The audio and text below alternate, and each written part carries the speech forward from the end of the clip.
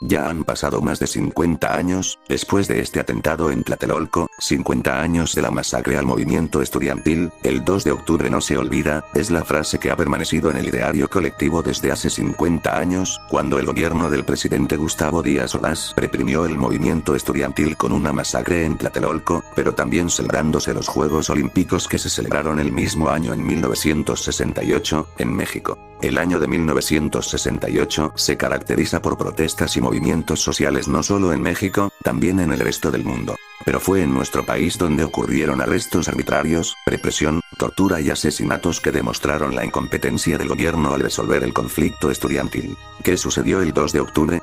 Miles de estudiantes de la UNAM, Universidad Autónoma de México, y el IPN, Instituto Politécnico Nacional, reunieron en la Plaza de las Tres Culturas en Tlatelolco, donde realizaron un mitin para analizar la actuación del gobierno frente al movimiento y la desocupación militar de las instalaciones universitarias. Al terminar el mitin, un helicóptero que sobrevolaba el área lanzó bengalas, que fue la señal para el batallón Olimpia, desplegado al interior del edificio Chihuahua, para abrir fuego hacia los estudiantes y militares que se encontraban en la zona para resguardar la movilización. Los elementos del ejército respondieron al ataque, pero dispararon hacia los estudiantes que corrían a esconderse en las inmediaciones de la plaza, en los edificios de la unidad, y otros lograron escapar. Sin embargo, muchos quedaron tendidos en Tlatelolco, aunque el gobierno solo reportó la muerte de 20 personas. Durante la persecución, elementos del ejército irrumpieron a los departamentos para hallar a los estudiantes, quienes fueron detenidos de manera ilegal, desnudados, torturados y muchos desaparecidos, puesto que no se tiene un registro de su paradero.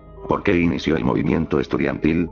El 22 de julio de 1968, estudiantes de la vocacional 2 del IPN atacaron a alumnos de la preparatoria incorporada a la UNAM, profesor Isaac Ochoa Terena, lo que provocó la llegada de granaderos que reprimieron la gresca e hirieron a profesores y alumnos, por lo que la Universidad Nacional Autónoma de México, en señal de protesta, se declaró en huelga indefinida. En solidaridad, el alumnado del IPN también inició un par de actividades y, junto con la máxima casa de estudios, hicieron un pliego petitorio en el que se pidió la liberación de los estudiantes detenidos por la gresca y la indemnización a los lesionados. Para el 29 de julio, estudiantes del resto de la Ciudad de México se unieron al conflicto y durante una protesta hubieron autobuses quemados, se paralizó el transporte público, y las autoridades de seguridad reportaron artefactos explosivos y combustible en escuelas. Un día después, miembros del ejército volaron con una bazooka a la puerta del plantel de la preparatoria 1 que se ubicaba en el colegio de San Ildefonso. El 1 de agosto, el entonces rector de la UNAM, Javier Barros Sierra, encabezó una manifestación en protesta por la represión hacia los estudiantes y demandó la liberación de los estudiantes presos.